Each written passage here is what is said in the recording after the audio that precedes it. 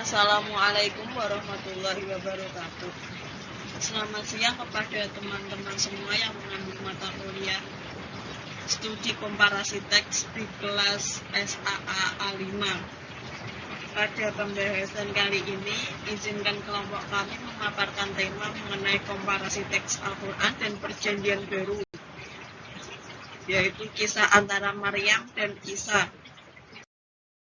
Sebelumnya, saya ingin memperkenalkan anggota dari kelompok kami. Saya sendiri bernama Miftahul Aziza yang mewakili kelompok kami memaparkan materi.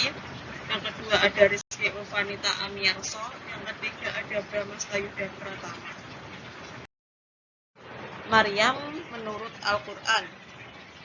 Kelahiran Maryam ini dikisahkan dalam surah Ali Imran ayat 33-36. Itu diceritakan bahwa ibunya Maryam ini wanita yang sudah menopause, namun dia tak henti-hentinya berdoa untuk mendapat keturunan. Dia bernazar kalau suatu saat nanti mempunyai anak laki-laki, dia ingin mengabdikan anaknya tersebut untuk bertugas di rumah ibadah, mengabdikannya pada Allah, bertugas di Baitul Maqdis. Nah, setelah itu malaikat mengabulkan,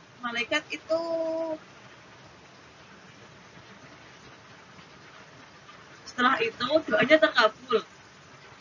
Namun yang lahir dari rahim ibunya Maryam ini justru bayi perempuan. Jadi ibunya Maryam ini khawatir tidak bisa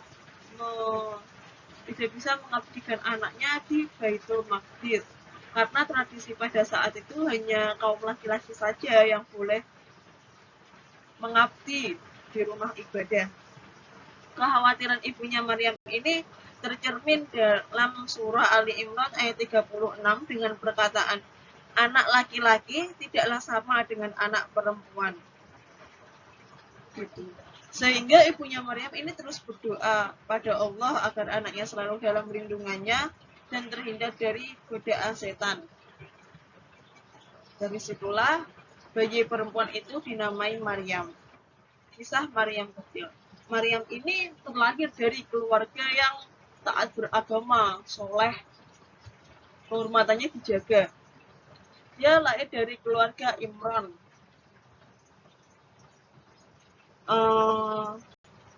Setelah kelahiran Maryam ini, Allah mengabulkan doa ibu Maryam dan menerima Maryam yang dipersembahkan kepadanya.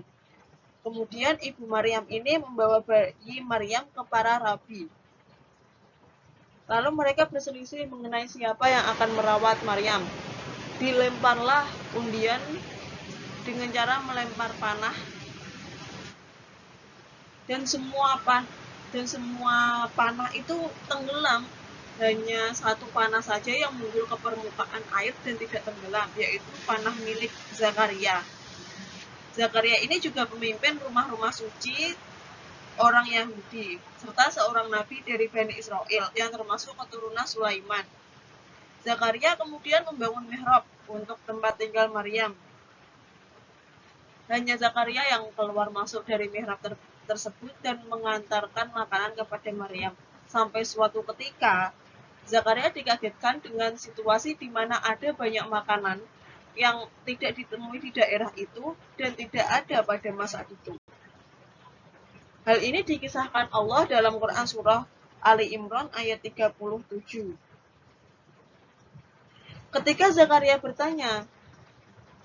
Zakaria mempertanyakan keheranannya mengenai makanan-makanan tersebut, Maryam menjawab, makanan itu dari Allah. Allah menghendaki rezeki kepada siapapun yang Dia kehendaki tanpa hisab. Selanjutnya, Maryam mendapatkan keistimewaan. Diceritakan dalam Quran surah Ali Imran ayat 42-44.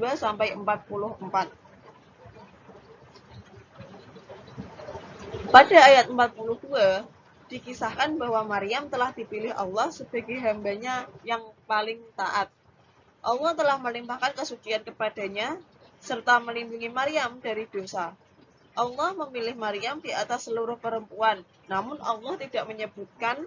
Al-Quran maksud saya tidak menyebutkan bahwa Maryam ini lebih baik dari semua perempuan. Sedangkan pada ayat 44, Allah menjelaskan kepada Nabi Muhammad bahwa Rasulullah tidak mungkin mengetahui kisah Maryam apabila Allah tidak menceritakan kepadanya. Selain itu, ayat ini juga menyatakan bahwa Zakaria dan yang lain bersengketa atas perwalian Maryam, seperti yang saya paparkan tadi. Pada akhirnya perselisihan ini diselesaikan dengan cara undian. Namun Al-Quran tidak memberi perincian lebih lanjut tentang undian ini dan bagaimana pemenangnya ditentukan. Al-Quran hanya mengisyaratkan bahwa Zakaria memenangi undian tersebut dan mengambil alih perwalian Maryam.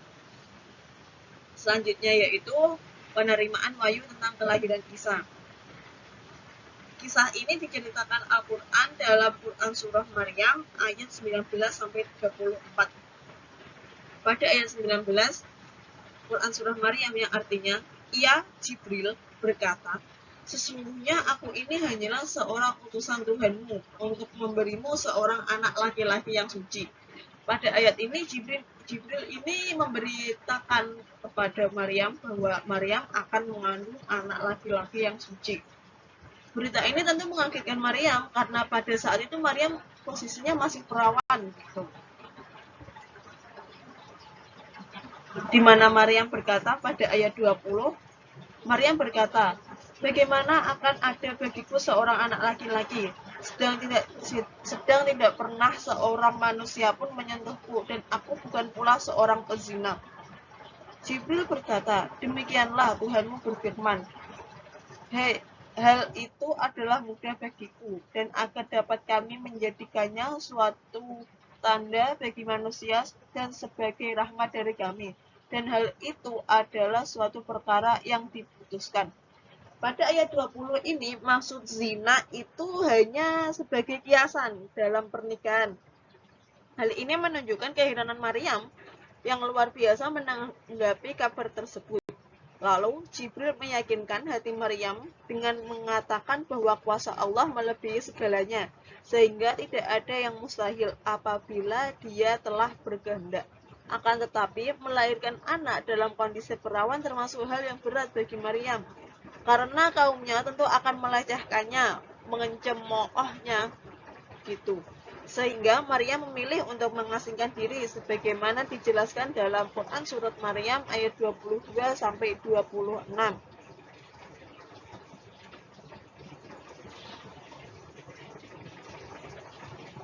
Pada ayat 24, Allah menghibur Maryam dengan menyediakan tempat yang di bawahnya terdapat sungai dan ada buah kurma sebagai makanan Maryam.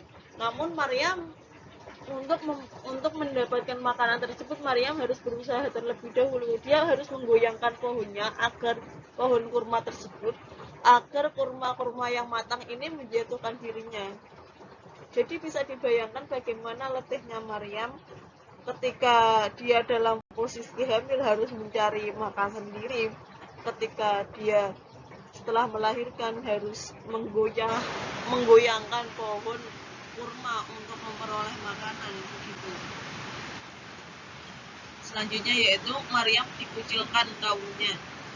Hal ini diterangkan dalam surat Ali Imran ayat 45. Ketika Maryam membawa pulang Isa ke kampung halamannya, muncul prasangka buruk dan cercaan yang dilontarkan penduduk setempat kepadanya. Namun Allah menunjukkan kekuasaannya pada diri Isa, di mana bayi Isa dapat berbicara layaknya orang dewasa, sebagaimana dijelaskan dalam Quran Surat Maryam ayat 27-33. Pada ayat 29 tersebut, Maryam memberi isyarat kepada kaumnya untuk mengembalikan pertanyaan mereka kepada Isa.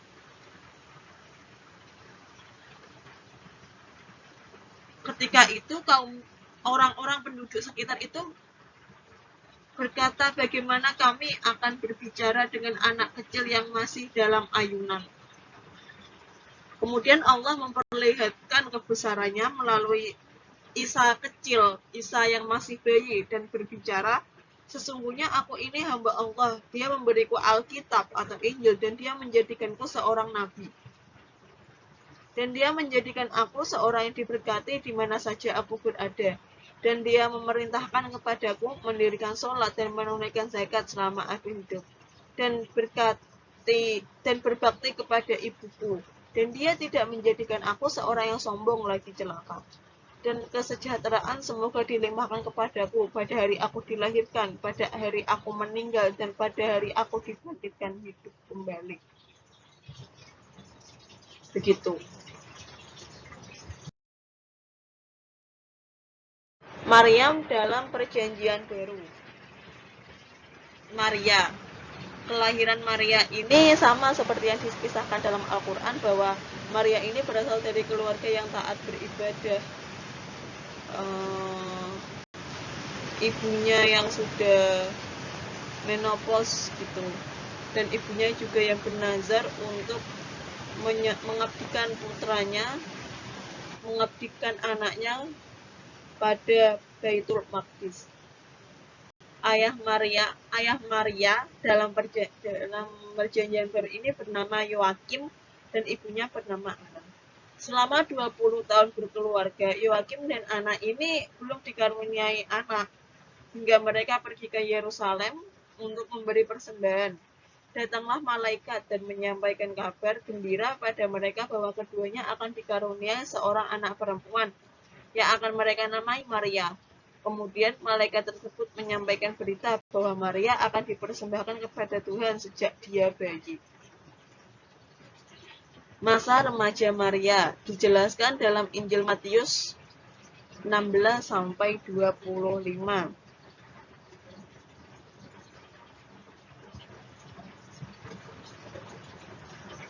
Di mana bacaannya yaitu Yakub memperanakkan Yusuf suami Maria yang melahirkan Yesus yang disebut Kristus.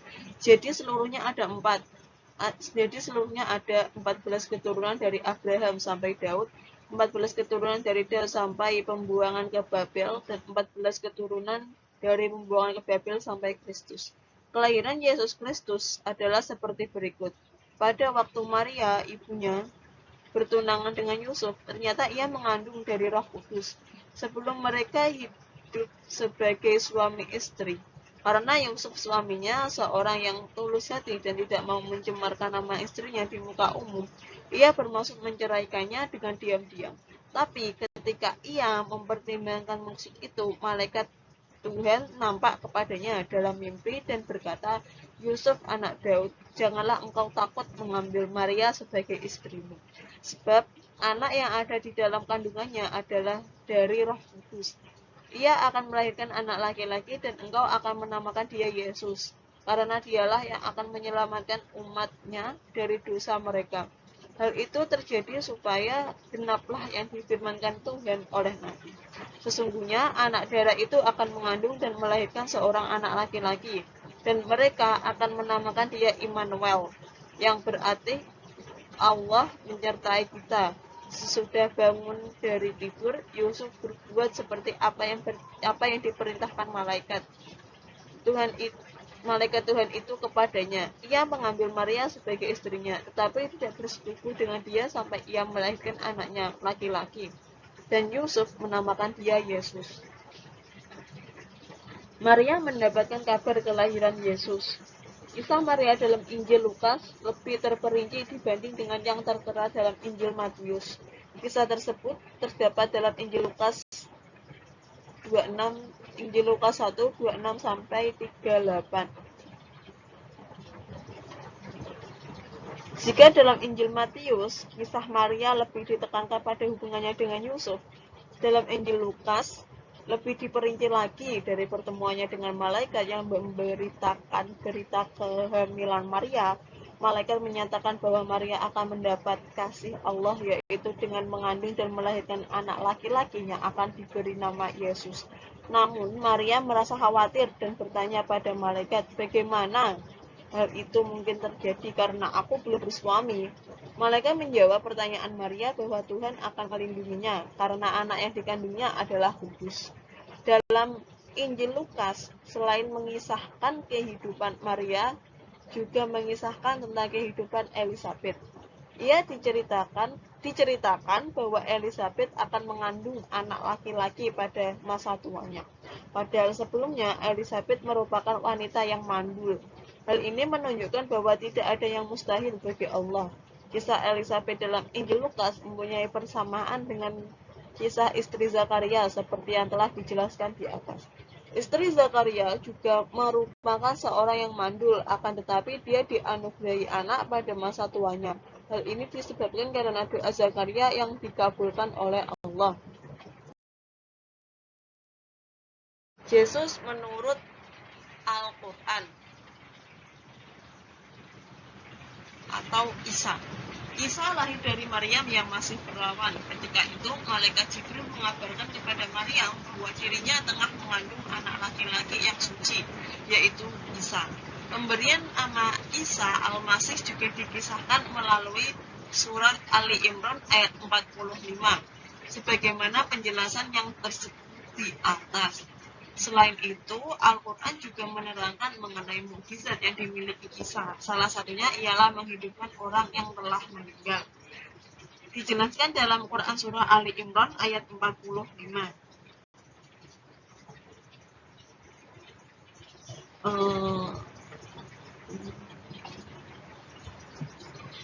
Selanjutnya yaitu kisah penyaliban Isa Al-Masih dalam Al-Quran. Kisah penyaliban tersebut dikisahkan melalui surah An-Nisa ayat 157. Yang mana artinya, dan karena ucapan mereka sesungguhnya kami telah membunuh Al-Masih Isa putra Maryam. Padahal mereka tidak membunuhnya dan tidak pula menyalibnya, tetapi yang mereka bunuh ialah orang yang diserupakan dengan Isa. Bagi mereka, sesungguhnya orang-orang yang berselisih paham tentang pembunuhan Isa benar-benar dalam keraguan-raguan tentang yang dibunuh itu. Mereka tidak mempunyai keyakinan tentang siapa yang dibunuh itu kecuali mengikuti prasangka belaka. Mereka tidak pula yakin bahwa yang mereka bunuh itu adalah Isa. Selanjutnya yaitu Isa adalah seorang nabi dan utusan Allah sebagaimana surah Al-Maidah ayat 75. Yang artinya Al-Masih putra Maryam hanyalah seorang rasul. Sebelumnya pun sudah berlalu beberapa rasul dan ibunya seseorang yang berpegang teguh pada kebenaran. Keduanya biasa memakan makanan. Perhatikanlah bagaimana kami menjelaskan kepada mereka, ahli kitab, tanda-tanda kekuasaan kami. Kemudian perhatikanlah bagaimana mereka berpaling dari memperhatikan ayat-ayat kami. Itu. Sementara itu, Al-Quran juga telah menjelaskan mengenai kematian Isa Al-Masih di atas kayu salib, di mana orang-orang yang menyalibnya dalam keraguan. Seperti yang dipaparkan, yang sebelumnya saya paparkan. Isa menurut perjanjian baru atau Yesus. Pemberian nama Yesus dijelaskan dalam Injil Lukas 1:31-32, sedangkan dalam Injil Yesaya 7:14 dinamai Immanuel. Pada Injil Lukas, ketika malaikat itu masuk ke rumah Maria, ia berkata, "Salam, hei engkau yang dikaruniai Tuhan, menyertai engkau." Maria terkejut mendengar perkataan itu, lalu bertanya di dalam hatinya, apakah arti salam itu? Kata malaikat itu kepadanya, "Jangan takut, hei Maria, sebab engkau beroleh kasih karunia di hadapan Allah. Sesungguhnya engkau akan mengandung dan akan melahirkan anak laki-laki, dan hendaklah engkau menamai dia Yesus." Dalam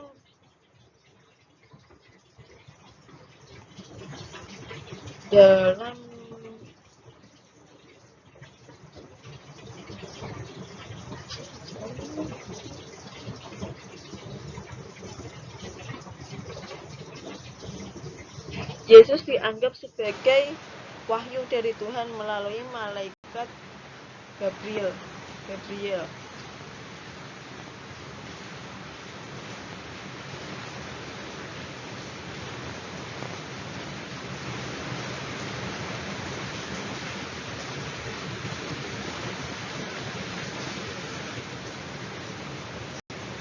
Selain itu, Yesus juga memiliki mukjizat, mampu menghidupkan orang mati. Dijelaskan dalam Yohanes 39 sampai 44. Kata Yesus, "Angkat batu itu." Marta, saudara orang yang meninggal itu, berkata kepadanya, "Tuhan, ia sudah berbau, sebab sudah 4 hari ia mati." Jawab Yesus, "Bukankah sudah kukatakan kepadamu, jikalau engkau percaya, engkau akan melihat kemuliaan Allah." Maka mereka mengangkat batu itu. Lalu Yesus menengadah ke atas dan berkata, "Bapa, aku mengucap syukur kepadamu, karena engkau telah mendengarkanku. Aku tahu bahwa engkau selalu mendengarkan aku, tetapi oleh karena orang banyak yang berdiri di sini mengelilingi aku mengatakannya, supaya mereka percaya bahwa engkaulah yang telah mengutus aku." Dan sesudah berkata demikian, berserulah ia dengan suara keras, "Lazarus, marilah keluar." Orang yang telah mati itu datang keluar. Kaki dan tangannya masih terikat dengan kain kafan dan mukanya tertutup dengan kain peluh. Kata Yesus kepada mereka, "Bukalah kain-kain itu dan biarkan ia pergi."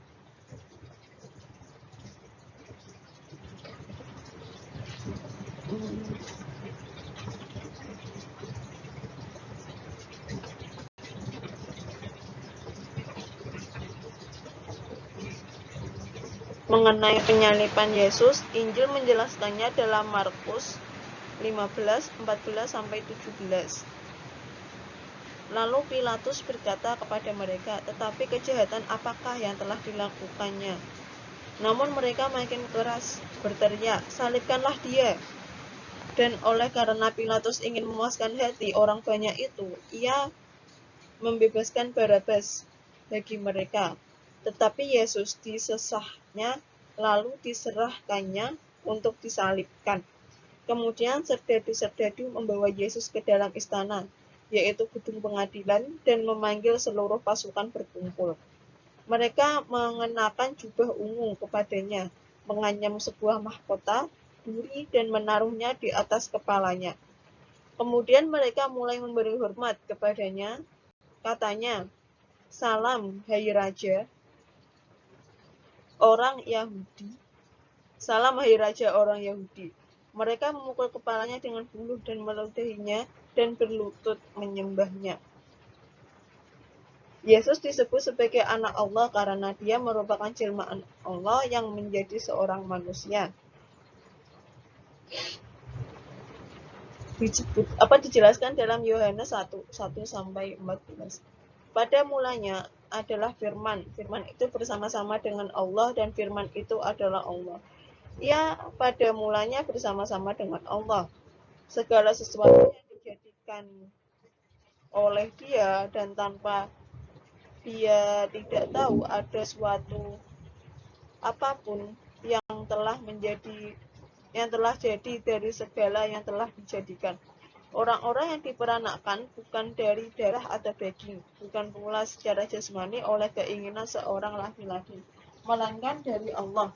Firman itu telah menjadi manusia dan diam di antara kita, dan kita telah melihat kemuliaannya, yaitu kemuliaan yang diberikan kepadanya sebagai anak tunggal Bapa, penuh kasih, karunia, dan kebenaran.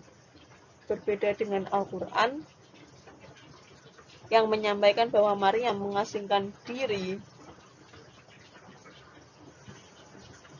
Sebentar. Pemberian nama Yesus dijelaskan dalam Injil Lukas 1:31-32, sedangkan dalam Injil Yesaya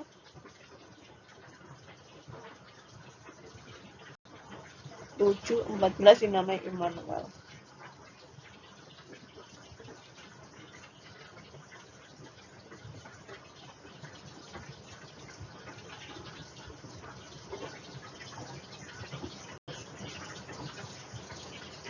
Kematian Yesus terjadi karena adanya hukuman penyaliban yang diterimanya.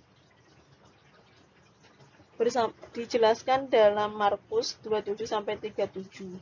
Bersama dengan dia disalibkan dua orang penyamun, seorang di sebelah kanannya dan seorang di sebelah kirinya. Baiklah Mesias, Raja Israel itu turun dari salib itu, supaya kita lihat dan percaya. Bahkan kedua orang yang disalibkan bersama-sama dengan dia mencela dia juga. Dan pada jam 3 berserulah Yesus dengan suara nyaring, Eloi, Eloi, lama sabachthani, yang berarti Allahku, Allahku, mengapa engkau meninggalkanku? Mendengar itu beberapa orang yang berdiri di situ berkata, lihat, ia memanggil Elia. Maka datanglah seorang dengan bunga karang, mencelupkannya ke dalam anggur asam, lalu mencucukkannya pada sebatang buluh dan memberi Yesus minum, serta berkata, baiklah kita tunggu dan melihat apakah Elia datang untuk menurunkan dia. Lalu berserulah Yesus dengan suara yang nyaring dan menyerahkan nyawanya. Yesus diberi gelar dengan sebutan Kristus, yaitu manusia yang diurapi. Dijelaskan dalam Matius 16-18. Yakub memperanakkan Yusuf suami Maria yang melahirkan Yesus yang disebut Kristus. Jadi seluruhnya ada 14 keturunan dari Abraham sampai Daud, 14 keturunan dari Daud sampai pembuangan ke Babel, dan 14 keturunan dari pembuangan ke Babel sampai Kristus. Kelahiran Yesus Kristus adalah seperti berikut. Pada waktu Maria, ibunya bertunangan dengan Yusuf, ternyata ia mengandung Roh Kudus sebelum mereka hidup sebagai suami istri.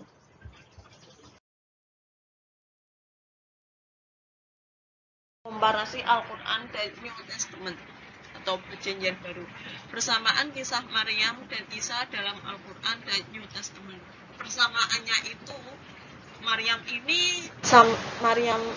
dalam kedua kitab disebutkan bahwa Maryam ini berasal dari keluarga yang soleh, taat beribadah. Kedua orang tua Maryam juga lama menantikan anak, sampai suatu ketika datanglah kabar bahwa ibunya Maryam ini mengandung bayi, dan ternyata itu yang dikandung adalah bayi perempuan dan diberi nama Maryam. Sedangkan Isa ini dilahirkan dari rahim suci Maryam.